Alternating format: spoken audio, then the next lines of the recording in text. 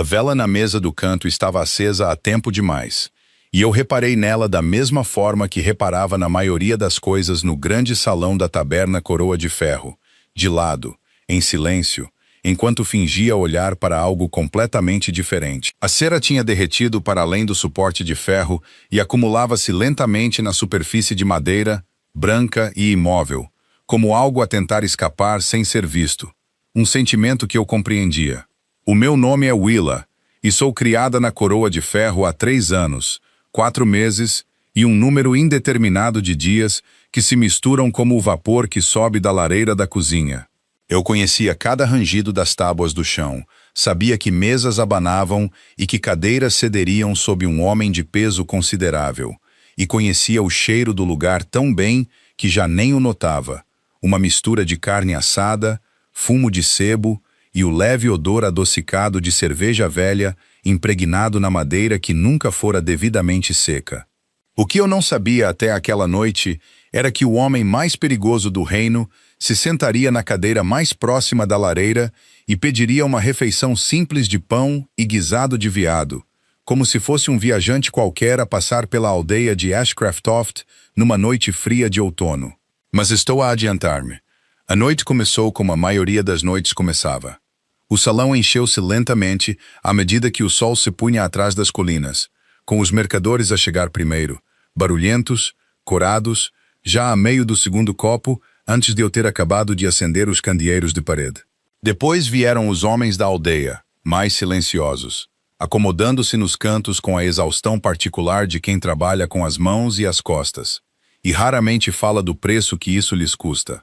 O fogo na grande lareira estava generoso naquela noite, projetando longas formas alaranjadas pelo chão de pedra, e por um momento a taberna pareceu quase quente, até mesmo segura.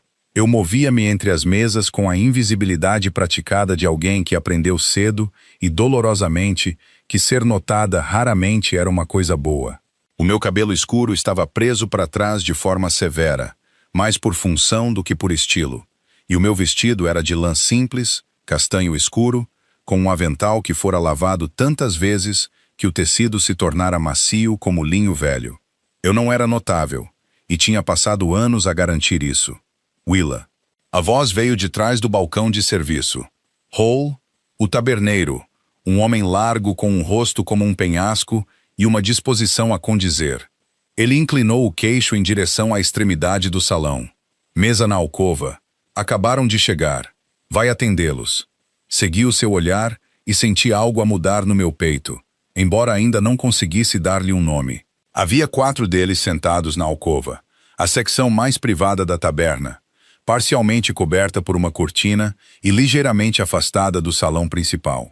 3 dos homens eram grandes da forma que os guerreiros são grandes, não apenas altos, mas sólidos, como se tivessem sido construídos em vez de nascidos. Usavam mantos de viagem, empoeirados da estrada, e os seus olhos moviam-se constantemente, perscrutando a sala da maneira praticada de homens treinados para identificar saídas e ameaças em simultâneo. Eram betas, percebi eu, e de elite, a julgar pela sua postura. O 4º homem estava sentado de costas para a parede, e embora não fosse o maior do grupo, certamente não era pequeno. O que o distinguia era algo mais difícil de definir, talvez uma qualidade de quietude, da mesma forma que o centro de uma grande tempestade é calmo. Ele tinha cabelo escuro, um pouco mais comprido do que estava na moda para um homem da sua posição, e olhos que capturavam a luz do fogo e a retinham, de um dourado âmbar, como brasas que ainda não decidiram se vão apagar ou inflamar. O seu maxilar estava tenso, a sua postura era calma, e ainda assim, cada homem naquela alcova estava orientado para ele da forma inconsciente como os planetas se orientam em direção a um sol. Eu nunca tinha visto o rei Adrien de Valdemar pessoalmente, mas conhecia o seu rosto dos pergaminhos dos decretos reais pregados no quadro de avisos da aldeia e das moedas que passavam pelas minhas mãos diariamente, estampadas com o seu perfil. A constatação percorreu-me lentamente, e depois de uma só vez, fria e elétrica, como entrar num riacho de inverno. O rei Alfa estava sentado na minha secção. Endireitei as costas e caminhei na direção deles. Meus senhores, disse eu, mantendo a voz firme e os olhos devidamente baixos. Bem-vindos à Coroa de Ferro. O que posso trazer-vos esta noite? Um dos guardas Beta, de ombros largos e com uma cicatriz a cortar-lhe o queixo na diagonal, olhou para mim da forma como homens como ele costumam olhar para as criadas, como se eu fizesse parte da mobília. Útil, mas insignificante. Pão guisado. E o que quer que passe por vinho nesta aldeia? E para o seu companheiro? Perguntei, porque tinha sido treinada para perguntar, e porque algo em mim precisava de saber se ele falaria. Houve uma pausa, breve, mas perceptível. O mesmo, disse o rei Adrian, e a sua voz era baixa e uniforme, o tipo de voz que não precisa de ser elevada para encher uma sala. Assenti e retirei-me. Na cozinha, fiquei por um momento de costas contra a parede de pedra, a respirar com cuidado. As minhas mãos estavam firmes. Eu tinha aprendido a mantê-las firmes. Mas a minha mente estava a fazer algo que eu não conseguia controlar completamente, catalogando detalhes, como sempre fazia quando algo parecia errado. E algo parecia errado. Não era exatamente a presença do rei, mas sim a forma como seus homens continuavam a olhar para a porta. Era a maneira como o Beta, com a cicatriz no queixo, se tinha inclinado ligeiramente para o que estava ao seu lado e murmurado algo baixo demais para eu ouvir. E a forma como o segundo homem, mais jovem, de cabelo acobreado e com os olhos ansiosos de quem carrega uma informação que preferia não ter, tinha olhado 2 vezes para uma mesa específica, perto da entrada lateral da taberna. Nessa mesa estavam 2 homens que eu reconheci, não pessoalmente, mas já tinha visto o tipo deles antes, nos anos antes de vir para Ashcraft, numa vida da qual eu não falava. Eles usavam roupas de mercador, mas estavam sentados sem comer, com as mãos debaixo da mesa, e um deles observava a alcova do rei desde antes da chegada do grupo real. Eles tinham chegado primeiro, estavam à espera. Movi-me pela cozinha com uma calma deliberada, servindo o guisado, cortando o pão e despejando o melhor vinho da taberna num jarro de barro. A minha mente trabalhava silenciosamente a par das minhas mãos. Eu era uma ômega, sem posição, sem título, sem laço alfa, sem qualquer estatuto numa hierarquia que importasse para aqueles homens. Eu era invisível. E tinha aprendido lentamente, com um custo pessoal significativo, que a invisibilidade nem sempre era uma fraqueza, mas por vezes a única arma que uma pessoa tinha. Coloquei o pão e o guisado numa bandeja e fiz uma pausa. Havia um pedaço de pergaminho na bancada da cozinha, o pergaminho de contas da taberna, onde Hall anotava o custo das refeições para clientes importantes, e ele já tinha começado o registro para a mesa do rei, deixando espaço para eu adicionar os itens. Peguei na pena, escrevi os itens da comida, o vinho, o custo, e depois, abaixo do total, com letras menores e mais cuidadosas do que a minha caligrafia habitual, escrevi 3 linhas. Inimigo atrás de si. Acordo falhou. Saia agora. Dobrei o pergaminho uma vez. Coloquei-o debaixo do jarro de vinho na bandeja, onde não podia ser visto do outro lado da sala, mas podia ser facilmente encontrado pelo homem que pagasse a conta, e levei tudo em direção à alcova. Puxei os pratos sem olhar diretamente para o rei. Coloquei o vinho, deslizei o pergaminho da conta para a beira da mesa, perto da sua mão e longe dos seus guardas, e pressionei-o brevemente com a ponta do dedo antes de recuar. Foi uma atitude imprudente, possivelmente a coisa mais imprudente que eu tinha feito em 3 anos de vida cuidadosa e invisível. Não me permiti pensar no que aconteceria se eu estivesse errada sobre o que tinha visto. Nem me permiti pensar no que aconteceria se estivesse certa. Caminhei de volta para a cozinha e tinha dado exatamente 4 passos quando ouvi o som do pergaminho a ser levantado da mesa. Não me virei, mas senti com absoluta certeza o peso de olhos dourados âmbar pousarem na minha nuca. E sentindo-os ali, continuei a andar. Essa foi a parte mais difícil. Manter os pés a moverem-se ao mesmo ritmo calmo, impedir os ombros de se encolherem em direção às orelhas, e manter a bandeja equilibrada e a minha expressão vazia enquanto passava entre as mesas e me escondia atrás do balcão de serviço, como se nada tivesse acontecido. Como se eu não tivesse acabado de entregar ao alfa mais poderoso do reino Um aviso escrito pela minha própria mão. Hall estava a discutir com a cozinheira sobre o estado do fornecimento de pão, o que significava que ninguém estava a olhar para mim. Encostei-me ao espaço estreito ao lado da prateleira de barris e permiti-me exatamente 3 segundos de algo muito parecido com pânico, antes de o engolir de volta. Pensa, disse a mim mesma. Pensa com clareza. Os 2 homens perto da entrada lateral não se tinham movido, continuando sentados sem comer, com as mãos ainda debaixo da mesa. O mais novo, aquele com olhos inquietos e dedos que se flexionavam constantemente contra o joelho, tinha se movido ligeiramente no seu assento, posicionando-se em direção à alcova. Eu já tinha visto aquele ângulo antes. Era o ângulo de um homem a preparar-se para se levantar.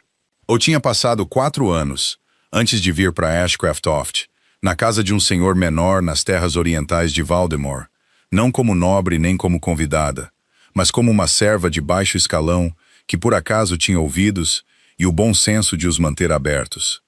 Aquele senhor negociava informações, comprando-as, vendendo-as e, ocasionalmente, usando-as para arruinar homens que um dia confiaram nele.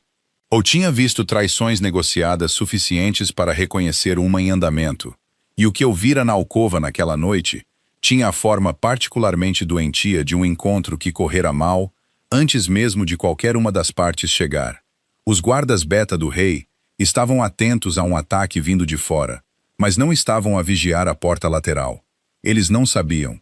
Peguei numa bandeja vazia e voltei para o salão, fazendo o caminho mais longo, passando pelas mesas dos mercadores, pelos homens da aldeia no seu canto, contornando o fogo, até estar perto o suficiente da mesa da entrada lateral para encher um copo próximo que não precisava de ser enchido.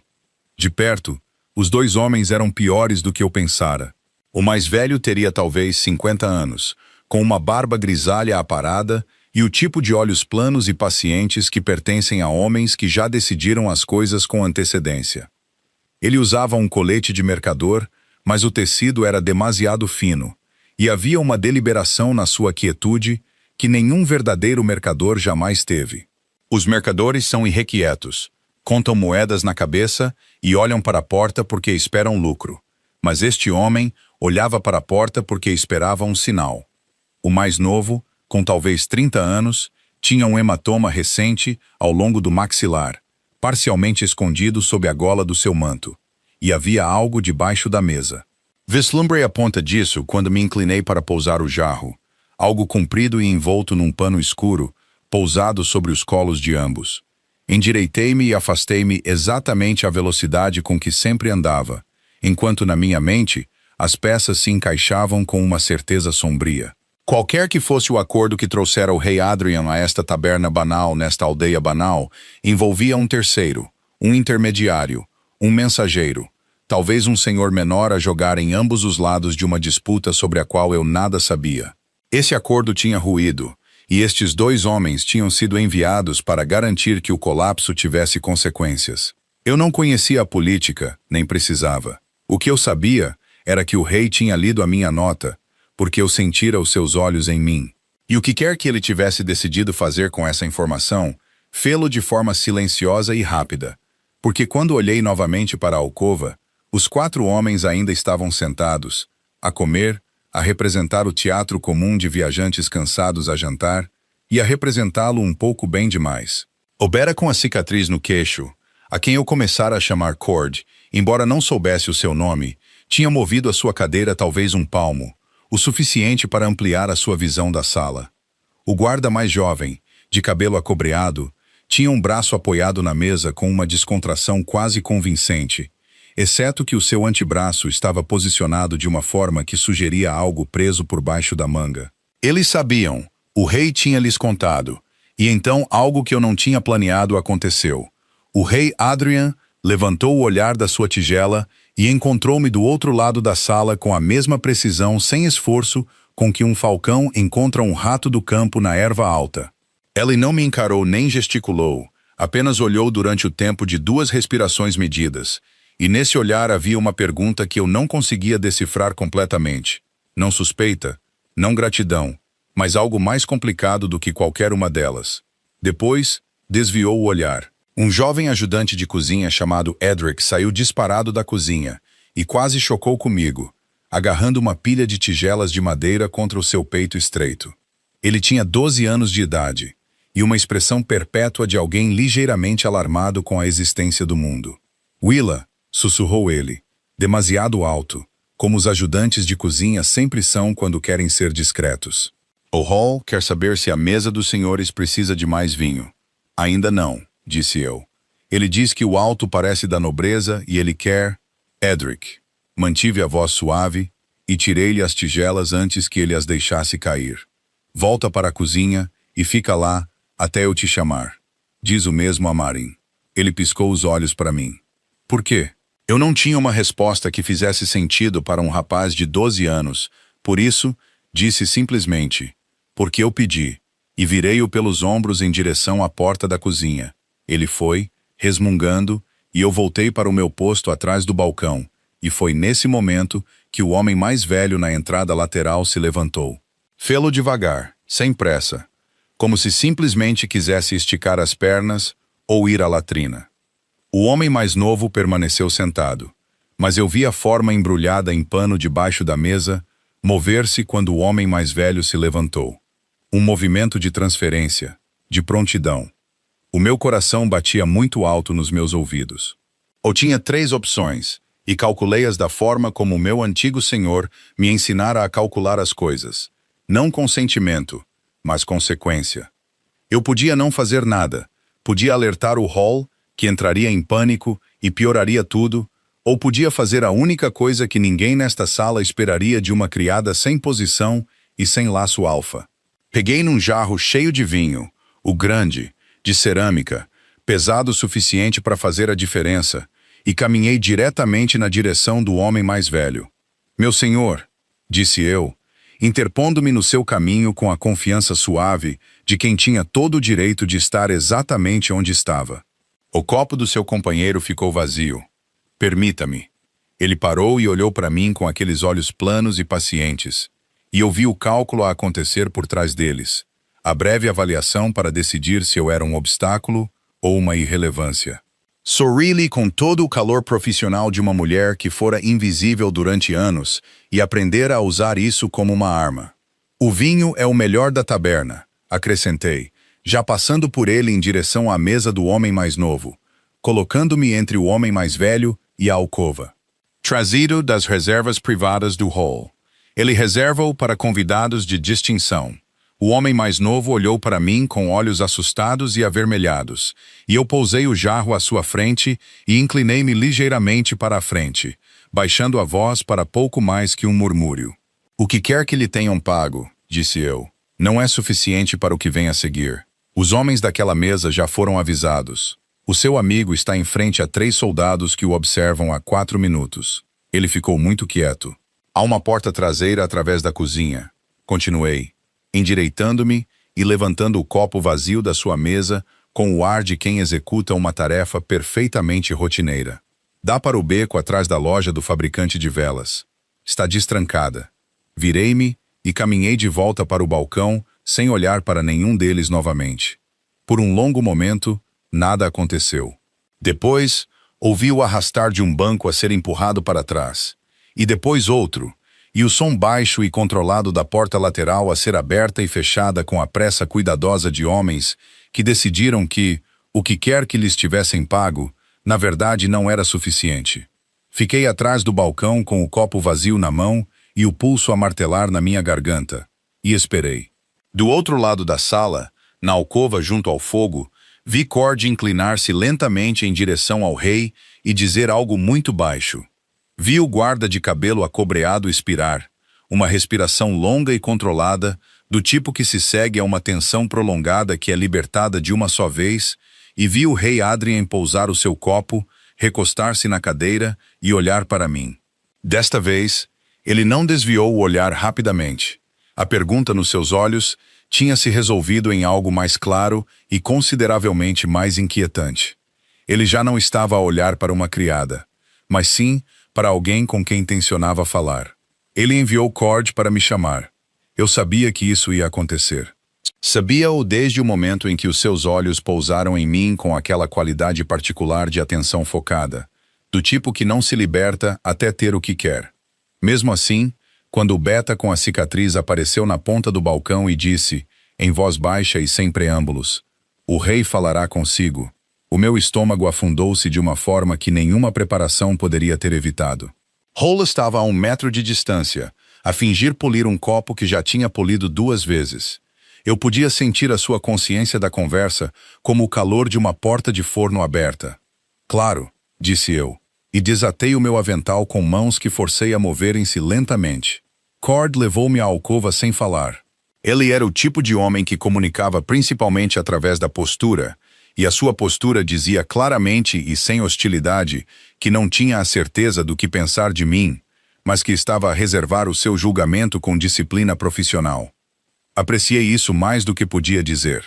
O guarda de cabelo acobreado, que mais tarde viria a saber chamar-se Bastion, o mais jovem da guarda pessoal do rei, com 24 anos de idade, e ainda um pouco demasiado sério para o trabalho a que fora chamado, moveu-se para a borda exterior da alcova à medida que me aproximava, dando-me espaço enquanto, simultaneamente, garantia que não havia nenhuma direção para onde eu pudesse sair sem passar por ele. Sutil, bem treinado. O quarto guarda, um homem silencioso de pele castanha escura e olhos escuros e atentos que não tinha falado uma única vez durante toda a noite, permaneceu precisamente onde estivera a noite toda, o que me disse que era nele que eles realmente confiavam em momentos de incerteza. O seu nome, viria a descobrir, era Han. Ele olhou para mim com uma expressão de calma curiosidade profissional, que me lembrou estranhamente de um erudito a avaliar um texto desconhecido. E depois havia o rei Adrian de Valdemar, de perto, era um pouco diferente do perfil nas moedas. As moedas mostravam uma severidade limpa e formal. Maxillar forte, nariz reto, a expressão composta de autoridade gravada em metal estampado. Pessoalmente, havia linhas à volta dos seus olhos que as moedas não mostravam, e um cansaço na postura dos seus ombros que ele carregava com a facilidade praticada de um homem que há muito deixara de esperar que alguém o notasse. Ele teria talvez 32, 33 anos. Não velho, mas não jovem da forma como Bastion era jovem, sem marcas, ainda em formação. Adrian tinha sido formado por algo, e o que quer que fosse, deixara as suas marcas na quietude particular de um homem que aprendera a não mostrar o que o movia. Ele gesticulou para a cadeira à sua frente. Sentei-me. Por um momento, nenhum de nós falou. O fogo crepitava na grande lareira. Da cozinha vinha o som distante e abafado de Marin, a cozinheira, a discutir consigo mesma sobre algo, como fazia frequentemente. O salão tinha se esvaziado consideravelmente no último quarto de hora. Os homens da aldeia a irem para casa para suas famílias, os mercadores a acomodarem-se nos seus copos para a longa noite. Não era uma pergunta. Sim, meu senhor. Como soube? Ponderei o quanto dizer e decidi que a honestidade, neste ponto, era consideravelmente menos perigosa do que a evasão. Os homens na mesa lateral chegaram antes do seu grupo. Não estavam a comer. Tinha um hematoma consistente com um desentendimento recente, e o outro observava a entrada com a paciência de alguém que aguarda um momento predeterminado em vez de um convidado esperado. Fiz uma pausa. E havia algo debaixo da mesa deles, envolto em pano, comprido e estreito. Um breve silêncio. Você tem treino, disse ele. Não acusatório, observacional. Tenho experiência, disse eu cuidadosamente. De um tipo diferente. Cord, de pé na borda da alcova, mudou o seu peso quase imperceptivelmente. A expressão de Hen não mudou, mas tive a sensação de que a sua atenção se aguçava. Diga-me o seu nome, o rei disse. Willa, meu senhor. Eu sirvo aqui. Há quanto tempo? 3 anos e alguns meses. Ele estudou-me com aqueles olhos dourados âmbar. E eu forcei-me a suster o olhar, porque desviar o olhar teria parecido uma retirada, e eu já me tinha retirado o suficiente na minha vida para saber o custo particular de o fazer quando não era necessário. Antes desta taberna, disse ele, onde estava? E aí estava ela, a pergunta que eu andara a contornar durante 3 anos, desviando com pequenas verdades e grandes omissões. Eu tinha deixado a casa de Lord Fenwick de Easter em circunstâncias que Lord Fenwick descreveria de uma forma, e eu descreveria de forma bastante diferente, e a distância entre essas duas descrições era a razão pela qual eu viera para Ashcraft e pedira trabalho a Hall, e passara 3 anos a ser cuidadosa e deliberadamente insignificante. E eu estava ao serviço de uma casa nas terras orientais. Disse eu.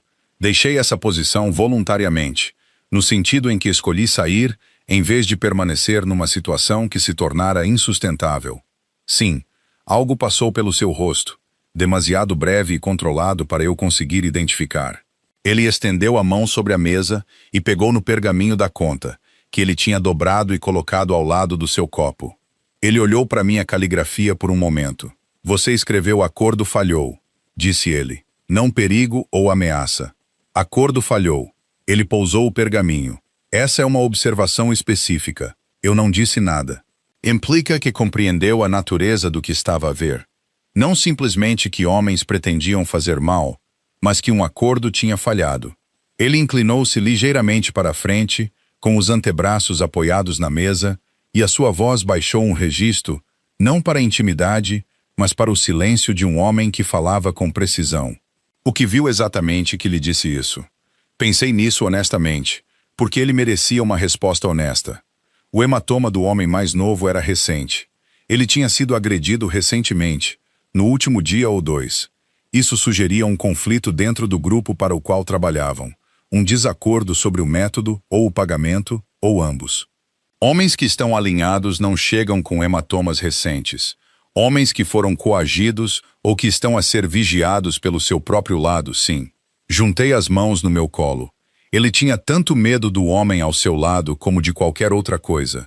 Isso disse-me que o acordo estava sob tensão interna.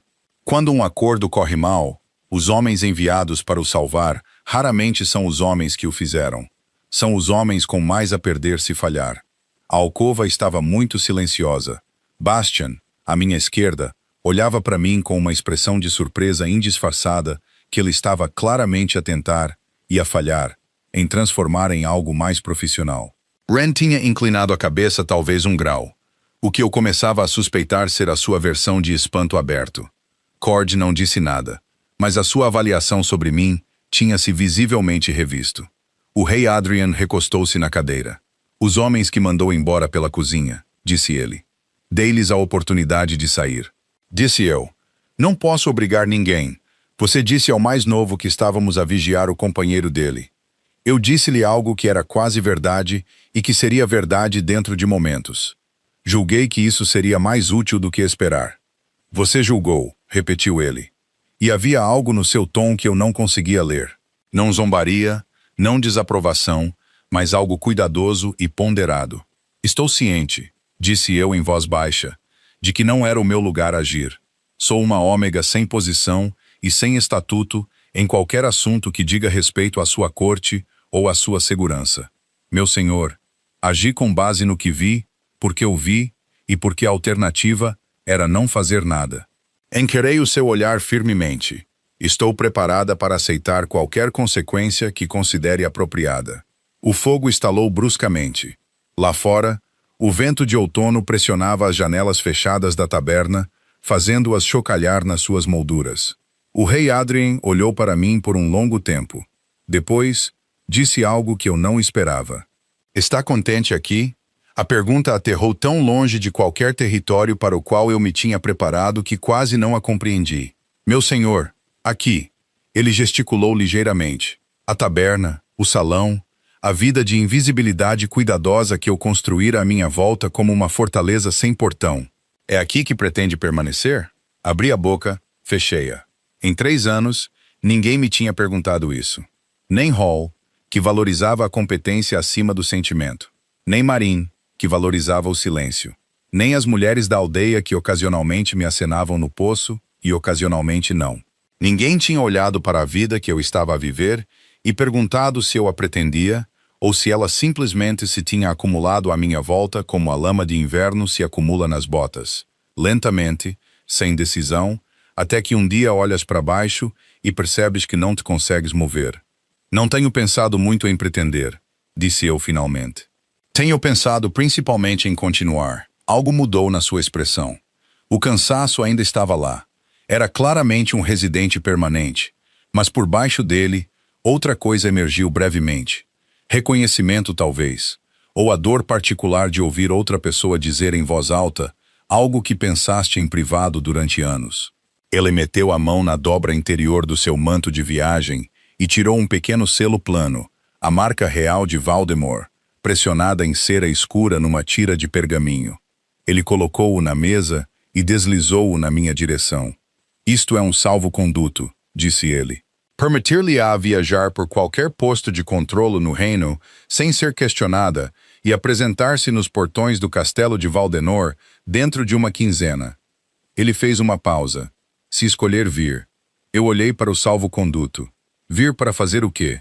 Perguntei, e a minha voz estava mais firme do que eu tinha o direito de esperar. Para pensar, disse ele simplesmente, sobre pretender. Ele levantou-se então, e os seus homens moveram-se com ele. Cord, Bastion, Ren, a eficiência sincronizada de uma unidade que trabalhara junta, tempo suficiente para se mover como um só corpo. Ele deixou moedas na mesa, mais do que o pedido, consideravelmente mais, e puxou o seu manto de viagem à volta dos ombros. Na borda da alcova, ele parou sem se virar. Você notou o que 4 soldados treinados não notaram? Disse ele em voz baixa. Eu gostaria de saber por quê. E então ele saiu da taberna Coroa de Ferro para a escuridão fria do outono. E eu fiquei sentada sozinha na alcova com um salvo-conduto real nas mãos e a vela ainda a arder na mesa do canto, a pingar cera branca na madeira como algo a tentar arduamente escapar. Eu não dormi naquela noite. Deitei-me na minha enxerga estreita no pequeno quarto por cima da cozinha da taberna, um quarto mal largo o suficiente para a enxerga, uma arca de madeira e uma única janela que dava para o beco. E fiquei a olhar para o teto, e a ouvir o vento a abrir caminho por todas as frestas do telhado. O salvo-conduto real estava enfiado debaixo da minha almofada, não exatamente escondido, mas perto. Hall não me perguntou o que o rei queria. Ele era um homem com instinto de autopreservação suficiente para entender que algumas perguntas era melhor não serem feitas. Mas eu tinha visto os seus olhos a seguirem-me quando voltei ao balcão naquela noite, e tinha visto a brancura cuidadosa da sua expressão, que significava que ele estava a pensar muito sobre algo que escolhia não dizer. Merrin fora menos contida. Ela encurralou-me na cozinha enquanto eu lavava os últimos copos, as suas mãos largas a envolver uma caneca de cidra quente, as suas sobrancelhas grisalhas arranjadas numa expressão de preocupação focada. O alto, disse ela. Ele falou consigo. Falou, por um bom bocado. Por pouco tempo, disse eu. O que era tecnicamente verdade se medíssemos o tempo por copos lavados em vez de palavras trocadas. Merrin tinha 60 anos de idade e cozinhava nesta taberna há 30, e tinha o ar de uma mulher que sobrevivera a todas as evasivas que já encontrara. Ela não disse nada por um momento. Apenas me observou a secar um copo com a minúcia de alguém que precisava de algo para fazer com as mãos. Você vai, não vai? Disse ela. Não era uma pergunta. Pousei o copo. Não sei, disse eu, o que era honesto. Ela fez um som. Baixou, ponderado, e apertou ambas as mãos com mais força à volta da sua caneca. O pessoal do Lord Fenwick passou por aqui 8 meses depois de você chegar, disse ela, e as minhas mãos pararam contra o copo. Sabia disso? Virei-me para olhar para ela. 2 homens, disse ela, a perguntar por uma jovem, cabelo escuro, modos discretos, que se dizia ter deixado a casa do Lorde sem permissão. Ela deu um gole lento na sua cidra. O Hall disse-lhes que não tínhamos ninguém com essa descrição. Depois, cobrou-lhes a mais pela cerveja e mandou-os embora. Eu olhei para ela. Ele nunca me contou, disse eu. Você não precisava da preocupação. Ela pousou a caneca e olhou para mim com olhos que eram aguçados e gentis na mesma medida. Nós não somos cegos, Willa. Simplesmente escolhemos não ver o que não era da nossa conta. Ela deu uma palmadinha na minha mão, uma vez, brevemente. O que quer que o rei lhe tenha oferecido, não é nada a ser vista por um homem como aquele. Eu pensei naquelas palavras durante toda a noite sem dormir, virando-as e revirando-as como se vira uma pedra para ver o que vive por baixo. Não é nada a ser vista. Quando a luz cinzenta do início da manhã começou a entrar pela minha pequena janela, eu tinha tomado a minha decisão. Não tinha a certeza de que era a correta, mas eu tinha estado a tomar decisões seguras durante 3 anos, e elas tinham me mantido viva e pequena e imóvel. E eu começava a entender que sobreviver e viver nem sempre eram a mesma coisa. Arrumei o pouco que tinha, uma muda de roupa, a minha bolsa de couro gasta, as poucas moedas que tinha guardado, e desci antes de Hall se ter levantado para encontrar Marin já na lareira, a aquecer pão. Ela entregou-me um embrulho de pano sem uma palavra. Comida de viagem. Ela já a tinha preparado. Abracei-a, o que nos surpreendeu a ambas. A estrada para o castelo de Valdemort levou 9 dias a pé, e eu caminhei a maior parte do tempo. No terceiro dia, uma carroça de um mercador que ia para norte ofereceu-me uma boleia até a cidade de Gravale, e eu aceitei, sentada na parte de trás entre sacos de grão seco, enquanto o mercador, um homem alegre e de rosto redondo chamado Aldis, que falava das suas 3 filhas com o entusiasmo ilimitado de um homem que genuinamente gostava da sua vida, narrava a paisagem que passava, sem exigir muita resposta da minha parte. Deu-me tempo para pensar. Lord Fenwick de Eastmere. Eu não dizia aquele nome em voz alta há 3 anos, mas nos 9 dias de viagem, ele surgiu repetidamente, da mesma forma que velhas farpas vêm à superfície quando a pele finalmente começa a cicatrizar à volta delas. Eu tinha ido para sua casa aos 22 anos, recém-chegada de uma aldeia mais pequena a sul, com o tipo de competência discreta que me tornava útil, e o tipo de posição invisível que me tornava fácil de ignorar. Lord Fenwick estava envolvido exatamente no tipo de comércio de informações de que a situação do rei na taberna me tinha lembrado. Alianças feitas e desfeitas, acordos conduzidos em salas dos fundos, mensagens que passavam pelas mãos dos criados porque se assumia que os criados não as entendiam. E eu entendi-as.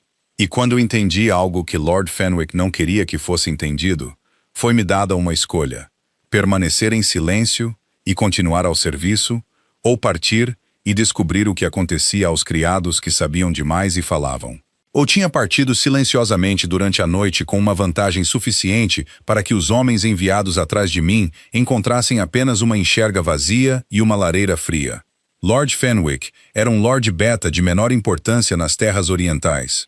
Ele não era importante o suficiente para me perseguir pelo reino indefinidamente, e eventualmente a busca parou. Mas eu chegara a Ashcraft com a vigilância particular de alguém que aprendera que a segurança era algo que se construía diariamente, não um estado a que se chegava. Eu tinha construído cuidadosamente, e agora estava a desmantelá-la voluntariamente e a caminhar em direção à sede do alfa mais poderoso de Valdemort, com um salvo-conduto enfiado na minha bolsa e sem uma compreensão clara do que estava a enfrentar. A minha parte sensata estava horrorizada. A outra parte, a parte que tinha escrito 3 linhas num pergaminho de conta e segurado um jarro de vinho de cerâmica entre um homem perigoso e um rei, era algo completamente diferente. O castelo de Valdemort erguia-se do Planalto Norte como uma declaração. Vi o primeiro do topo da última colina na estrada, no final da tarde do 9º dia, e parei de andar por 1 minuto inteiro só para o absorver. Era vasto da forma como as coisas construídas para durar séculos são vastas. Não ostensivo, não ornamental, mas possuidor de um peso e permanência que fazia tudo à sua volta parecer temporário em comparação. Muralhas de pedra escura, 4 torres, estandartes em carmesim profundo e preto açoitados pelo vento do norte. Uma cidade crescera à volta das suas muralhas exteriores ao longo de gerações, densa e em camadas, fumo a subir de uma centena de lareiras. O posto de controlo na estrada principal era guardado por 2 guardas reais com as cores do rei. Apresentei o meu salvo-conduto. O mais velho dos 2 guardas olhou para ele, olhou para mim, reparando na bolsa gasta, no pó de 9 dias de viagem no meu manto, na aparência geral de alguém que não esperava fazer esta viagem, e depois olhou novamente para o salvo-conduto. Você deve ser levada ao intendente do castelo, disse ele, e o seu tom mudara de uma forma que eu reconheci. Não deferência exatamente, mas recalibração. Espere aqui. Eu esperei. Um jovem pajem, talvez com 15 anos, com uma expressão ligeiramente sobrecarregada de alguém recém-designado para um posto importante, veio buscar-me dentro de um quarto de hora e levou-me através da cidade exterior pelo portão secundário do castelo e para dentro da grande fortaleza. O interior do castelo de Valdenor não era o que eu esperava, embora não pudesse ter dito precisamente o que esperava. Era mais silencioso do que eu imaginara, funcional em vez de cerimonial. Os corredores cheios do movimento eficiente de pessoas que tinham tarefas e as estavam a completar. Intendentes e escribas moviam-se com pergaminhos debaixo dos braços. Guardas trocavam de turno nos cruzamentos dos corredores com a precisão calma de um sistema que funcionava há tempo suficiente para se tornar uma segunda natureza. A intendente do castelo era uma mulher alta e angulosa chamada Sara, talvez com 55 anos, com cabelo escuro, com mechas prateadas, presos severamente para trás, e olhos da cor de ardósia de inverno. Ela recebeu-me num pequeno escritório ao lado do corredor principal. Olhou-me de cima a baixo, com a eficiência abrangente de alguém que avaliava pessoas para viver, e disse: "Você é a mulher da coroa de ferro." "Sou", disse eu. Sua Majestade deixou instruções relativamente à sua chegada. Ela abriu um livro de registros na sua secretária, fez uma anotação com precisão nítida. Ser-lhe-á dado um quarto na ala leste, acesso à biblioteca do castelo e uma refeição diária no salão dos criados. Você não é uma prisioneira nem uma convidada. O seu estatuto é... Ela fez uma pausa, e pela primeira vez, algo menos do que certo atravessou o seu rosto. Indeterminado, indeterminado, repeti. Sua Majestade falará consigo quando as suas obrigações atuais o permitirem. Ela levantou o olhar do livro de registros. Ele está presentemente ocupado com o Conselho dos Lordes. Há uma questão de uma negociação falhada nas terras orientais que tem exigido atenção significativa na última quinzena. Fiquei muito quieta. As terras orientais, o território de Lord Fenwick. Há quanto tempo o Conselho está reunido? Perguntei, mantendo a minha voz cuidadosamente nivelada. Sarah estudou-me por um momento, desde 2 dias após o seu regresso de uma viagem pelas aldeias do sul. Ela fechou o livro de registros. Há algo que queira dizer-me sobre as terras orientais? Olhei para a janela, céu cinzento do norte, o pátio interior do castelo embaixo, um guarda a atravessar as pedras com um manto puxado contra o vento.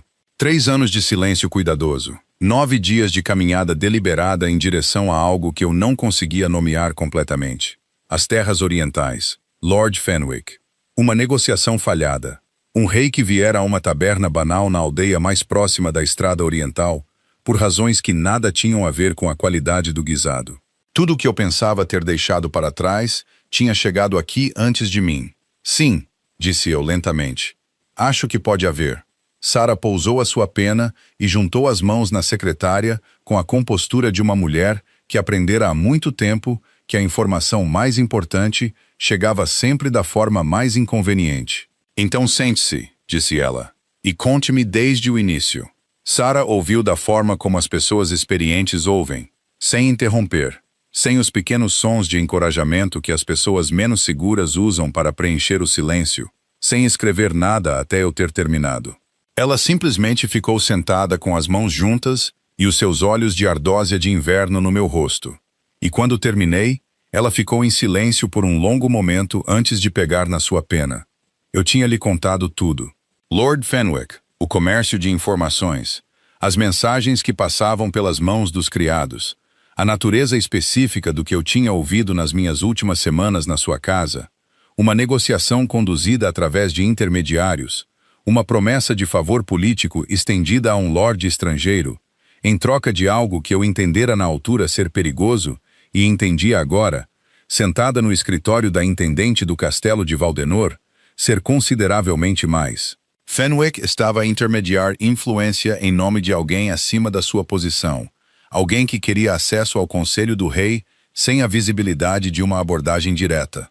Quando terminei, Sara escreveu 3 linhas, selou-as com a sua própria marca e entregou a nota selada ao pajem que estivera de pé, silenciosamente junto à porta. "Para o Capitão Wren", disse ela, imediatamente. O pajem desapareceu antes que o eco das suas palavras se tivesse dissipado. Ela olhou de volta para mim. Você compreende o que acabou de descrever?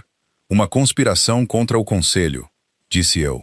Sim, e você carregou isto durante 3 anos. E eu carreguei-o para fora de Eastir, e enterrei-o em Ashcraftoft porque não tinha estatuto para o levar a lado nenhum, e nenhuma certeza de que levá-lo não me tornaria simplesmente um problema mais conveniente para resolver discretamente. Encarei o seu olhar. Eu tinha visto como Lord Fenwick resolvia problemas inconvenientes. Sarah acenou uma vez, não com simpatia exatamente, mas com o reconhecimento particular de uma mulher que entendia precisamente o que eu queria dizer e não precisava de elaboração. Você tem estatuto agora, disse ela. O salvo-conduto do rei dá-lhe isso, quaisquer que sejam as suas razões para o emitir. Ela levantou-se, alisando seu manto com o movimento decisivo de alguém que fecha um capítulo e começa o seguinte. Vou mandar que a levem ao seu quarto. Coma. Descanse. Você caminhou 9 dias e está a carregar algo que tem sido pesado por consideravelmente mais tempo do que isso. O amanhã exigirá a sua total clareza. Ela tinha razão. Eu sabia que ela tinha razão, e ainda assim o sono, quando veio naquela noite no quarto limpo e simples na ala leste, uma cama a sério, uma janela a sério, um fogo que alguém tinha preparado e acendido sem ser pedido, pareceu menos um descanso e mais a quietude particular que vem logo antes de algo se quebrar. Fui levada perante o rei 3 dias depois, não num grande salão, não na sala do trono, que eu tinha vislumbrado através de uma porta aberta durante a minha segunda manhã no castelo, e que era em todos os aspectos tão imponente como tal sala deveria ser. Em vez disso, uma assistente da intendente, uma jovem tranquila chamada Bess, que se encarregara de ser intermitentemente gentil comigo durante aqueles 3 dias, levou-me a uma câmara do conselho no andar superior da Torre Leste. Uma sala de trabalho, não cerimonial. Mesa comprida, mapas presos nos cantos com discos de ferro, velas em cada extremidade e uma pálida luz de outono a entrar por 2 janelas estreitas que davam para as colinas do norte. Cord estava lá, de pé perto da porta, com a mesma quietude profissional que eu me lembrava da taberna. Wren estava lá, sentado ao lado da mesa com um pergaminho aberto à sua frente, e ele levantou o olhar quando entrei com a mesma atenção calma e avaliadora de antes, embora algo nela tivesse mudado. Uma nova camada de consideração, como se ele tivesse estado a pensar em mim nos dias intermédios e tivesse revisto a sua avaliação inicial para cima. Bastian também estava lá, de pé perto da janela. Ele encontrou o meu olhar quando entrei e deu um pequeno aceno rápido que conseguiu comunicar tanto reconhecimento profissional como alívio pessoal. A expressão de um jovem que aparentemente decidira que eu estava do lado certo das coisas e estava contente por ter o assunto resolvido. Adrian estava lá, de pé na extremidade da mesa com as costas para a porta, a olhar para um mapa. Ele virou-se quando entrei, e por um momento simplesmente olhamos um para o outro ao longo da câmara. Ele parecia cansado, mais cansado do que na taberna, o cansaço mais visível no ambiente desprotegido de uma sala de trabalho em vez de um salão público. Mas os seus olhos eram os mesmos, dourados âmbar, diretos, carregando aquela qualidade de atenção que nos fazia sentir simultaneamente vistos e avaliados. Willa, disse ele, apenas o meu nome, como se tivéssemos falado muitas vezes antes. Meu senhor, disse eu. Ela gesticulou para a cadeira em frente de onde ele estava na mesa. Sentei-me. Ele não. Ele moveu-se para o lado da mesa, mais perto do mapa, e ficou de braços cruzados a estudar-me por um momento antes de falar. A Sarah transmitiu o que lhe disse. Ele disse: o Capitão Wren tem estado a investigar as atividades do Lord Fenwick na última quinzena, desde que a negociação falhada na alcova colocou certos lords orientais sob escrutínio. O que você descreveu confirmou várias peças de informação que tínhamos, mas não conseguíamos ligar. Ele fez uma pausa. O homem acima de Fenwick, aquele para quem ele estava a intermediar, foi identificado. É um lorde das terras da fronteira norte que tem tentado colocar uma voz no conselho há 2 anos, através de métodos que não podiam ser rastreados até ele. Lord Casson, disse eu. Porque o nome estava em tudo o que eu ouvia em Eastmere, sempre dito em voz baixa e sempre seguido de silêncio. E eu tinha-o guardado por tanto tempo que saiu de mim como algo exalado em vez de falado. Ren fez um pequeno som do outro lado da mesa. Ele escreveu algo. Adrian olhou para mim com uma expressão que eu não conseguia ler inteiramente. Você sabia o nome. Eu sabia tudo, disse eu. Simplesmente não tinha onde o levar. A sala ficou em silêncio por um momento. Fora da janela, um corvo grasnou 2 vezes de algum lugar nas ameias, e o vento do norte pressionou as paredes de pedra com a insistência paciente de uma estação que pretendia ficar. Lord Cassian será levado perante o conselho. Adrian disse. Fenwick também. O que você forneceu, combinado com o que a investigação de Ren descobriu, é suficiente.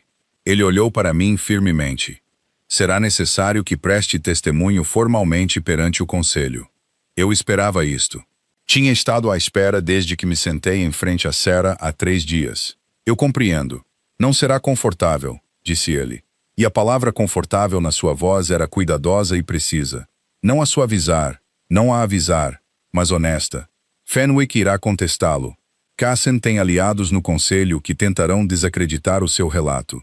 Você é uma ômega sem posição formal e sem laço, e eles usarão isso. Eu sei, disse eu. E você fala-o na mesma. Não era bem uma pergunta, mas eu respondi como se fosse. Passei 3 anos a ser invisível porque não tinha outra opção. Vim para aqui porque me ofereceu uma. Sustentei o seu olhar. Sim, eu falo-ei. Algo moveu-se na sua expressão. Aquela mesma coisa breve e controlada que eu vira na taberna. A coisa que eu não conseguira nomear. Podia nomeá-la agora, na luz mais clara da câmara da Torre Leste.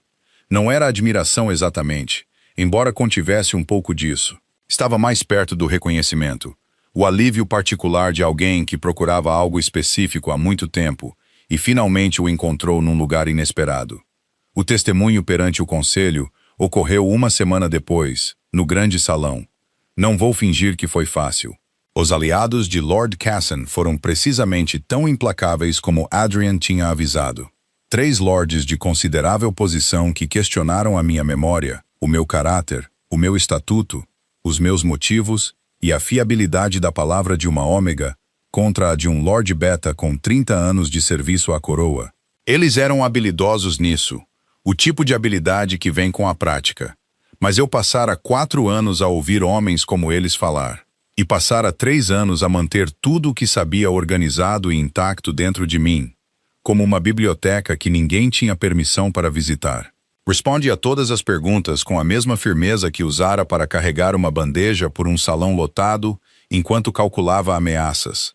Com calma, precisão, sem vacilar. Cord ficou à porta da câmara durante o testemunho. Ren sentou-se à mesa das provas. Bastian, sube mais tarde. Passara a noite anterior ao testemunho a garantir discretamente que 3 das testemunhas que tinham sido pressionadas a reconsiderar os seus relatos recebessem informações adicionais sobre as proteções disponíveis para aqueles que testemunhavam honestamente. Ele era mais capaz do que a sua fé sincera sugeria.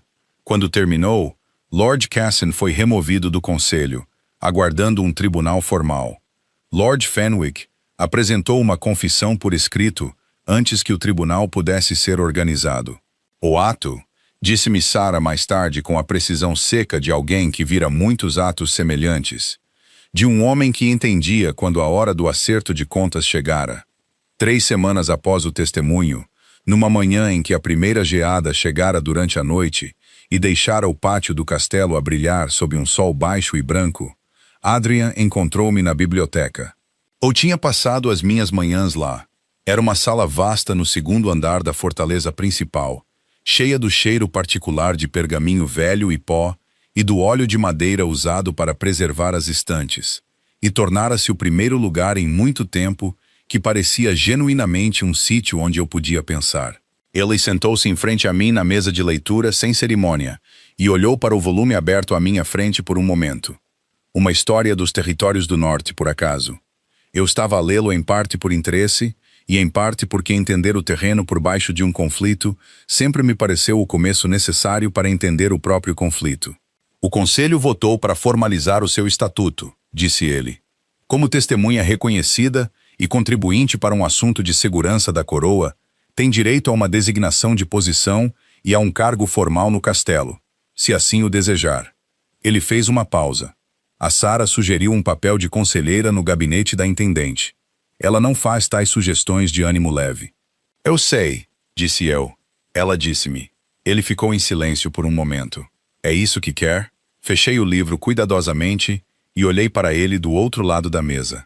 Nas semanas desde o testemunho, algo mudara entre nós lentamente, da forma como as estações mudam, através de pequenos momentos acumulados, em vez de um único evento. Ele procurara as minhas observações 2 vezes em reuniões de preparação do conselho, fazendo perguntas e ouvindo as respostas com a atenção focada de alguém que genuinamente queria entender, em vez de concordarem com ele. Eu tinha-o visto com o seu pessoal sênior, em momentos desprotegidos, firme e direto com Cord, paciente com a ocasional ânsia de Bastion, silenciosamente dependente da firmeza de Ren.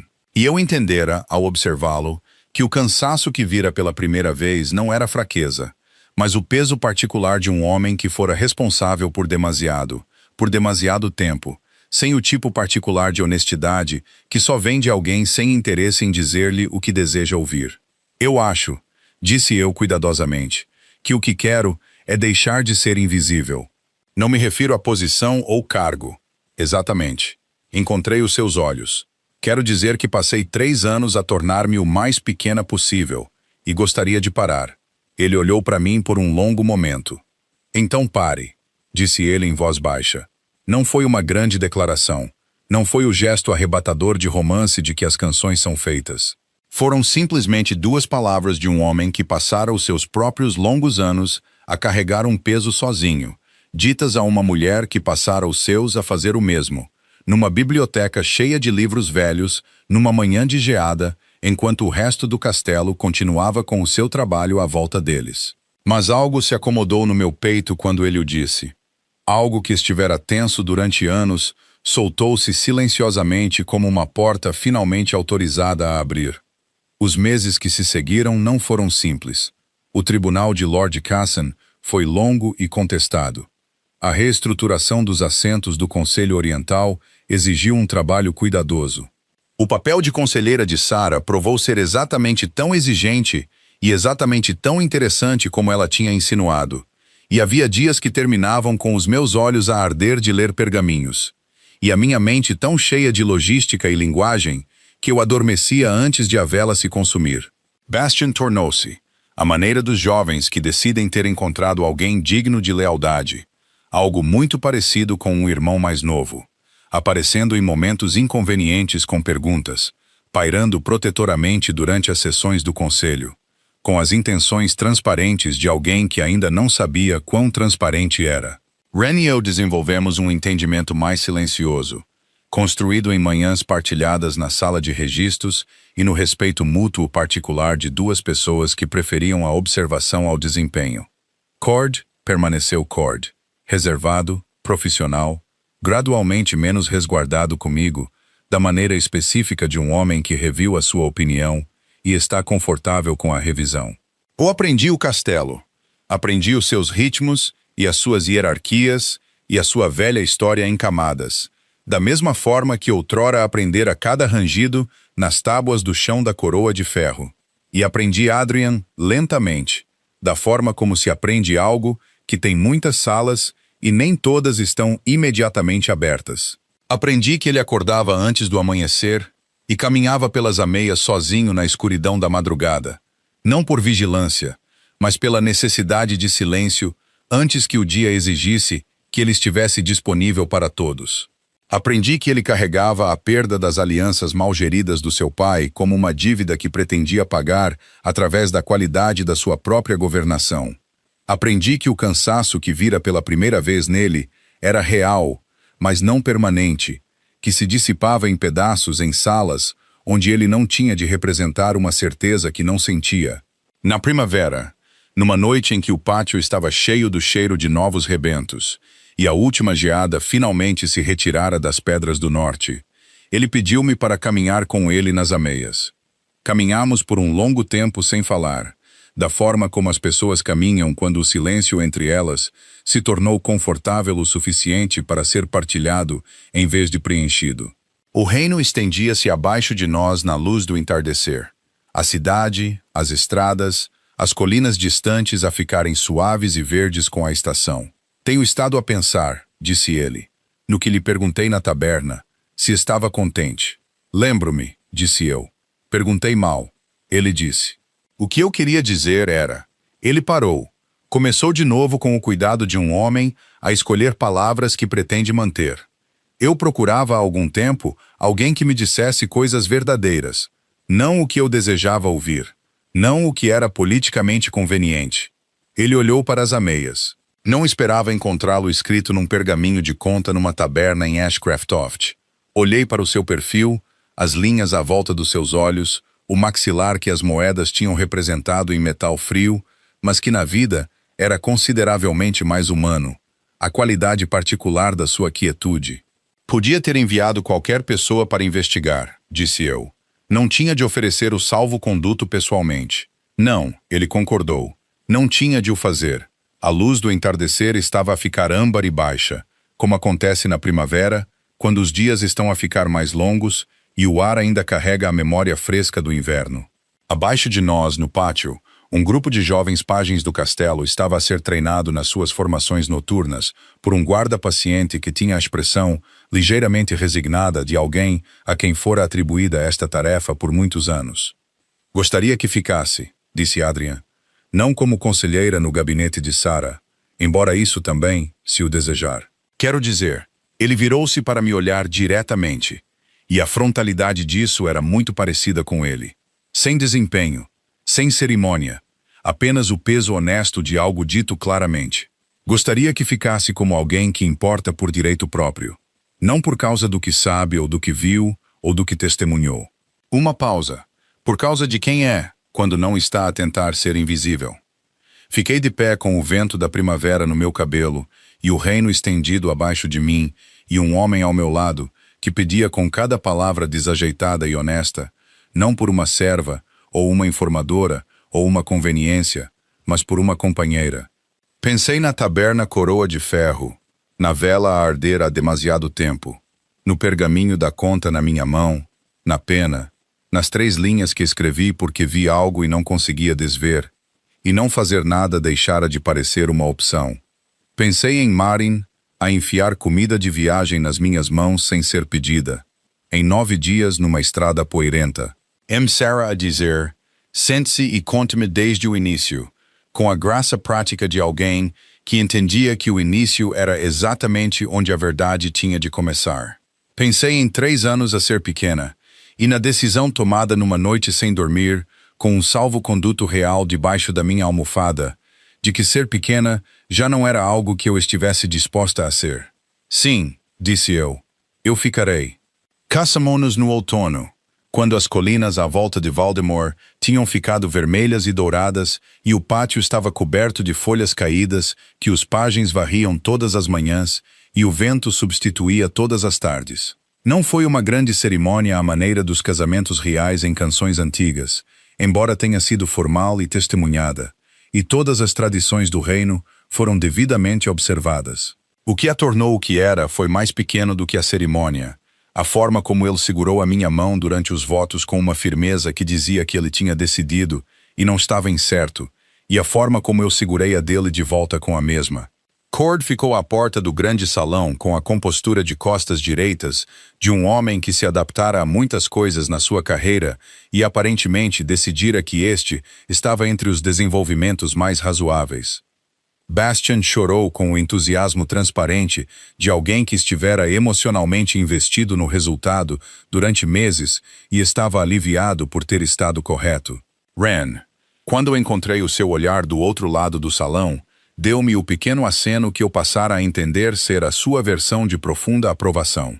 Sarah, sentada na primeira fila com o seu cabelo com mechas prateadas preso tão severamente como sempre, assistiu à cerimônia com uma expressão que não era bem um sorriso, mas era a coisa precisa que vive logo ao lado de um.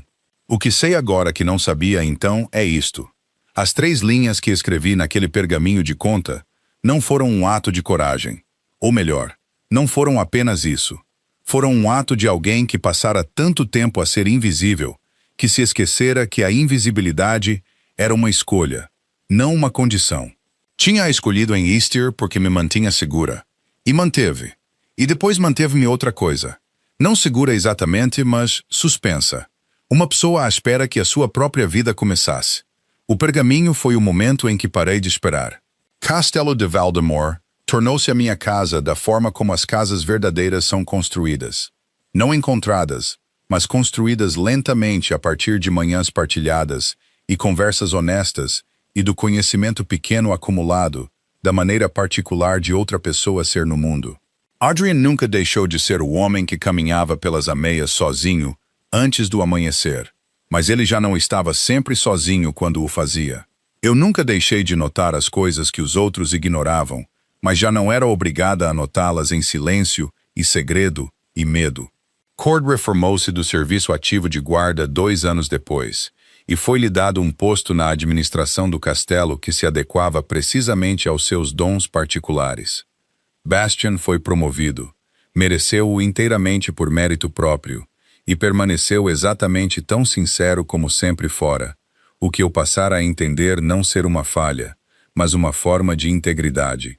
Wren tornou-se chefe da inteligência do castelo, um papel que ele desempenhou tão naturalmente que todos concordaram, em retrospectiva, que ele sempre o estivera a fazer, independentemente do título. Sarah permaneceu exatamente como era, o que era em todos os aspectos exatamente correto. E eu também permaneci, não invisível, não pequena, não suspensa na arquitetura cuidadosa de uma vida construída inteiramente em torno de não ser encontrada. Permaneci como alguém que escrevera 3 linhas num pedaço de pergaminho numa taberna fria de outono e fora, finalmente, inteiramente vista. A vela que estivera a arder há demasiado tempo na coroa de ferro acabou por se extinguir. Mas nessa altura eu já tinha encontrado algo que não precisava de uma chama para se manter aceso, e ardia de forma constante, calorosa e sem fim.